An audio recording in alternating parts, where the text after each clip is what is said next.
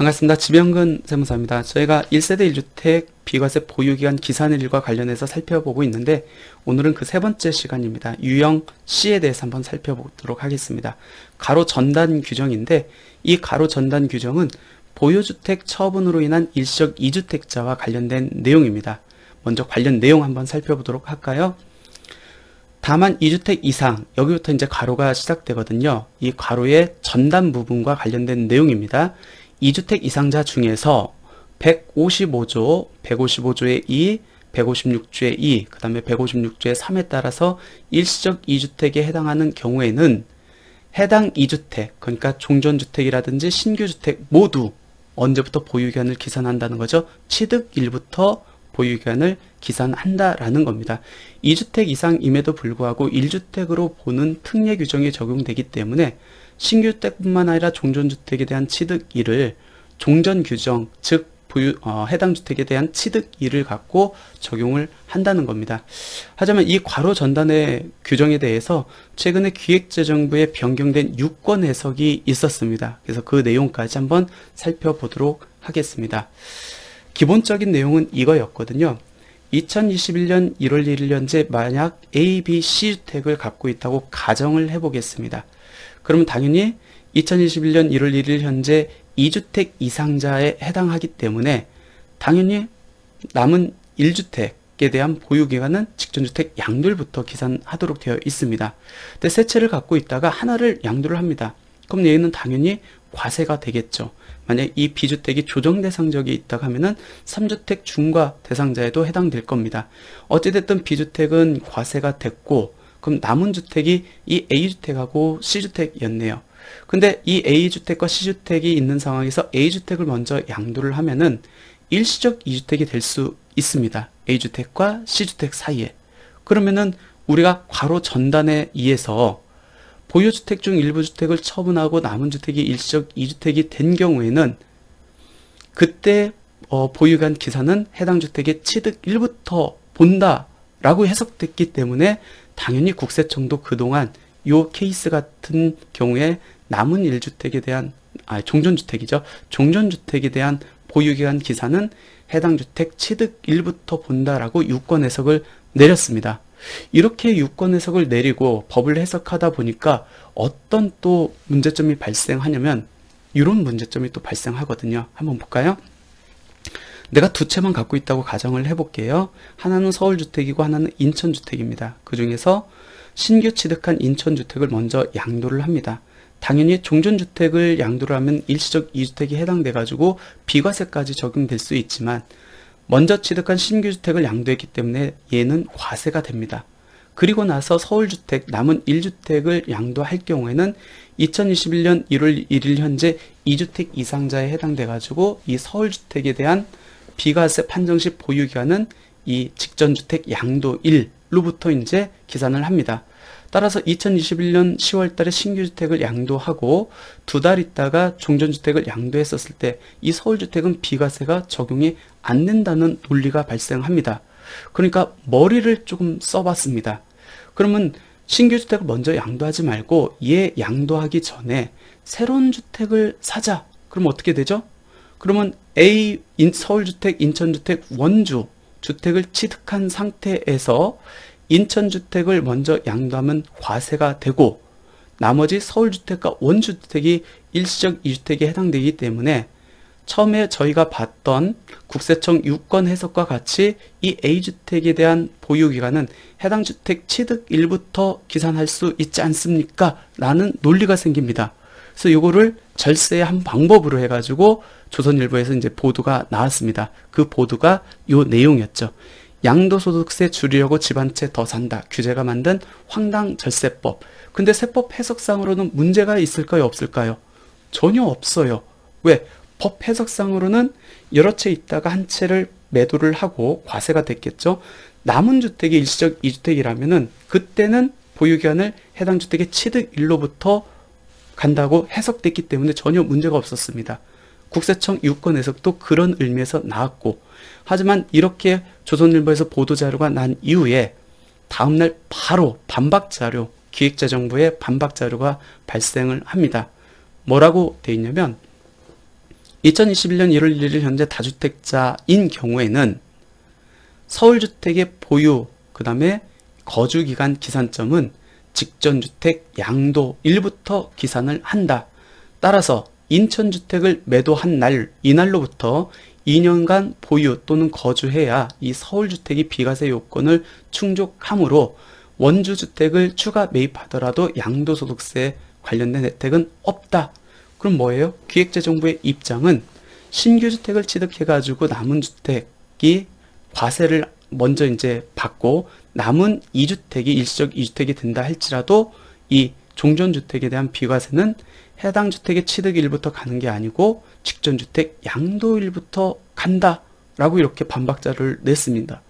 그러면 보유주택 중 3개의 주택이 있다가 일부 주택을 처분합니다. 하나의 주택을 처분합니다. 그러면 남은 2주택이 일시적 2주택이 해당됐었을 때 국세청의 그동안 유권 해석은 해당 주택 취득일부터 보유기간을 기산한다고 했는데 기획재정부는 갑자기 반박자를 통해 가지고 아니야, 그거는 직전주택 양도일부터 보유기간을 기산해야 돼 라고 서로 과세 관청임에도 불구하고 상이한 견해를 표명을 했습니다. 그러다 보니까 국세청이 기획재정부가 이제 더 상위 기관이잖아요. 기획재정부에 이제 유권 해석을 올렸습니다. 어떻게 결론을 낼지 굉장히 오랜 시간이 걸렸는데 이 결론에 대해서 2021년 11월 2일 날 새로운 유권 해석이 발표가 됐습니다. 어떻게 발표가 됐냐면 2021년 1월 1일 현재 3주택 보유 중 1세대가 1주택을 양도하고 당연히 과세가 됐겠죠. 남은 일시적 2주택 중 종전주택을 양도하는 경우 해당 주택의 비과세 보유기간은 언제부터요? 직전주택 양도일부터 기산한다는 겁니다. 그럼 그동안의 국세청 견해는 잘못이 있다라는 거예요. 하지만 그럼 국세청의 유권 해석이 먼저 나왔기 때문에 그 국세청의 유권 해석을 믿고 3주택 상태에서 한 해가 과세가 되고 남은 종전주택을 팔아가지고 비과세 신고한 분들이 분명히 있었을 거란 말이에요. 근데 그 사람들은 국세청의 유권 해석을 신뢰하고 신고를 했었을 거잖아요. 그렇기 때문에 해당 회신일, 이 유권 해석이 2021년 11월 2일 날 나왔거든요.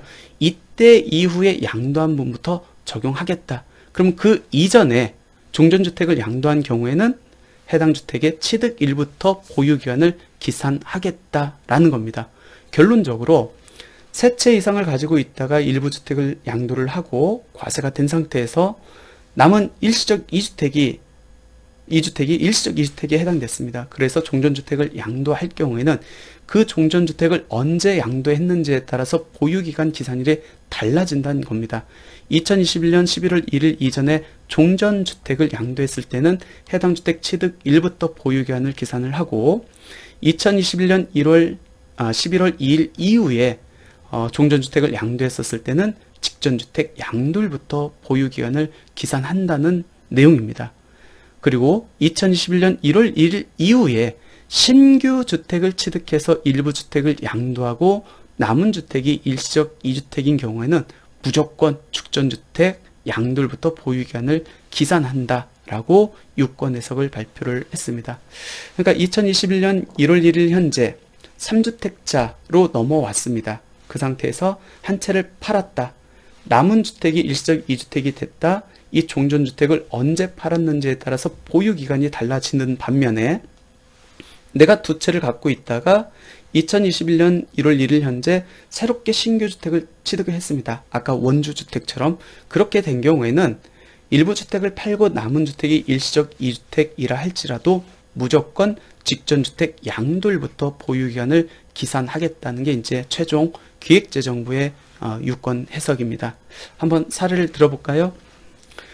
2021년 1월 1일 현재 3주택 보유 세대가 1주택을 양도하고 남은 주택이 일시적 2주택이 된 상태에서 2021년 11월 1일 이전에 종전주택을 양도했었을 때는 해당 주택 취득일부터 보유기간을 기산한다는 겁니다.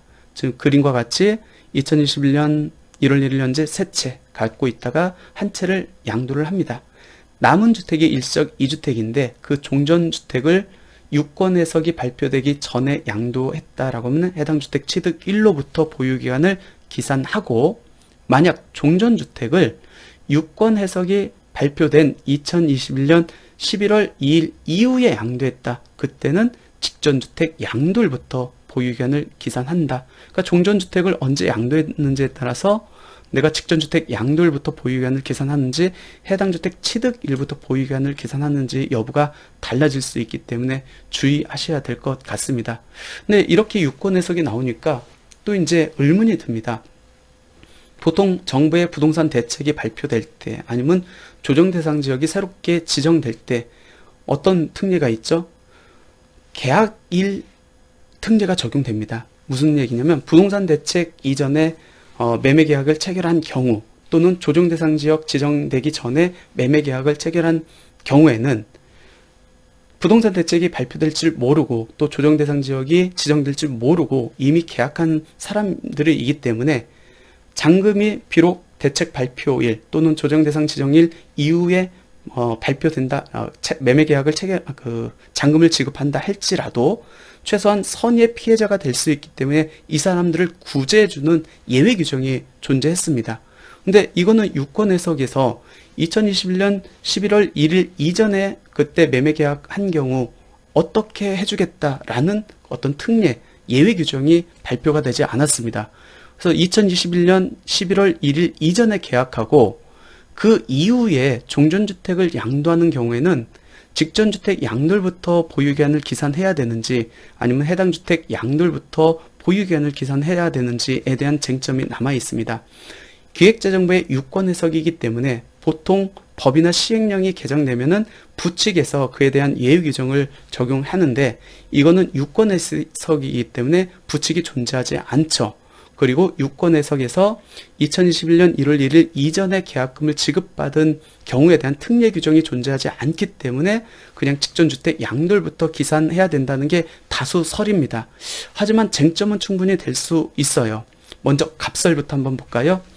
유권 해석에는 별도 부칙이 존재하지 않고 발표된 유권 해석상 2021년 1월 1일 이전에 계약금을 지급받는 경우에 대한 특례 내용이 존재하지 않기 때문에 이때 보유 기간은 직전주택 양도일로부터 기산하는 게 맞다라는 갑설하고 그에 반해서 의설은 뭐냐면 기존 국세청 유권 해석에 따라 이미 비과세로 신고한 납세자들의 신뢰를 보호하기 위한 조치인 만큼 2021년 1월 1일 이전에 계약금을 지급받은 경우에는 보유기간은 해당 주택 양도일부터 기산해 줘야 된다라는 게 의설입니다. 지금 다수설은 이제 갑설에 치중하고 있는데 지금 최근에 이제 제가 상담한 내용 중에서 실제로 2021년 11월 1일 이전에 계약금을 지급받고 그 이후에 잔금을 치르신 분이 있어요. 세금이 7억이 왔다 갔다 합니다. 너무 억울할 수 있잖아요. 갑작스런 유권 해석에 의해서 나는 계약을 그 이전에 했음에도 불구하고 이거는 비과세를 아예 못 받는다는 결론이 발생할 수 있기 때문에 그렇거든요. 아무튼 갑설과 을설이 있는 상황에서 어떻게 이제 결론이 날지는 나중에 새로운 유권 해석이 나와보든지 아니면 불복을 통해서 해결해야 되지 않을까 생각됩니다. 이렇게 새롭게 발표된 기획재정부 유권 해석은 몇 가지 문제점이 있습니다. 첫 번째 문제는 법 조문에 충실하지 않는 기획재정부의 임의적 해석에 불과하다는 겁니다. 법 조문상에서는 분명 이렇게 되어 있거든요. 2주택 이상을 보유한 1세대가 155조, 155조의 156조의 2, 156조의 3에 따라서 일시적 2주택에 해당하는 경우에는 해당 2주택은 해당 주택의 취득일부터 보유기간을 기산한다라고 되어 있거든요. 직전주택 양도일부터 보유기간을 기산하는 케이스는 어떻게 규정되어 있냐면 2주택 이상을 보유한 1세대가 딱 한 채 외의 주택을 모두 처분하고 한 채만 남은 상태에서 신규 주택을 취득해서 일시적 2주택이 된 경우에만 직전주택 양도일부터 보유기간을 기산하도록 법 조문상으로는 그렇게 충분히 해석되거든요. 근데 세 채를 갖고 있으면은 세 채를 갖고 있다가 한 채를 양도를 합니다. 남은 주택이 일시적 2주택이 돼요. 그러면 괄호 후단을 적용하는 게 아니고 괄호 전단을 적용해야 되는 게 당연히 맞을 것 같은데 이 법 규정에도 불구하고 기획재정부의 유권 해석은 2021년 11월 2일 이전에 양도했느냐 이후에 양도했느냐에 따라서 달라진다고 했기 때문에 법 조문에 충실하진 임의적 해석에 불과하기 때문에 나중에 과세 관청하고 그 납세자하고의 다툼이 계속 이루어질 것 같고 아마 이거는 소송까지 이어지지 않을까 생각됩니다. 또 다른 유권 해석의 문제점은 뭐냐면 유권 해석의 발표 시점을 기준으로 해가지고 보유기간 기산이 달라지는 형평성 문제가 발생합니다. 즉 2021년 11월 1일 이전에 양도한 자는 종전 규정이 적용돼서 해당 주택 취득 1을 기준으로 해서 보유기한을 기산하기 때문에 바로 비과세가 적용될 가능성이 있는 반면에 그 이후에 양도한 자는 개정 규정이 적용돼 가지고 직전주택 양도일부터 보유기한을 계산해서 비과세가 적용받지 못하는 불이익을 받을 수 있다는 겁니다. 그러니까 유권 해석에 의해서 그 발표 시점을 전후로 해가지고 어떤 거는 비과세가 되고 어떤 거는 안 되는 굉장히 형평성 문제가 발생하고 있다는 거. 그리고 마지막으로 그 이전에 계약한 사람들이 너무 피해가 볼 수 있다는 이런 문제점도 있기 때문에 기획재정부의 유권 해석에 대해서는 향후적으로 납세자하고 과세관청의 어떤 불복, 쟁점, 소송에 대한 문제도 계속 이어지지 않을까 생각됩니다. 어찌됐든 저희가 실무를 함에 있어서는 어찌됐든 기획재정부의 유권 해석이 나왔기 때문에 유권 해석을 신뢰를 하고 신고를 하고 그 이전에 불이익을 받은 분들이 있다고 하면은 법적 조치, 즉 불복이라든지 소송을 통해 가지고 구제를 받아야 되지 않을까 생각됩니다. 예, 오늘은 세 번째 유형. 내가 주택을 여러 채 갖고 있는데 그 중에서 일부 주택을 양도를 하고 남은 주택이 일시적 2주택이 됐었을 때 보유기간을 어떻게 기산하는지에 대해서 같이 살펴봤습니다. 오늘 강의는 여기서 마치겠습니다. 감사합니다.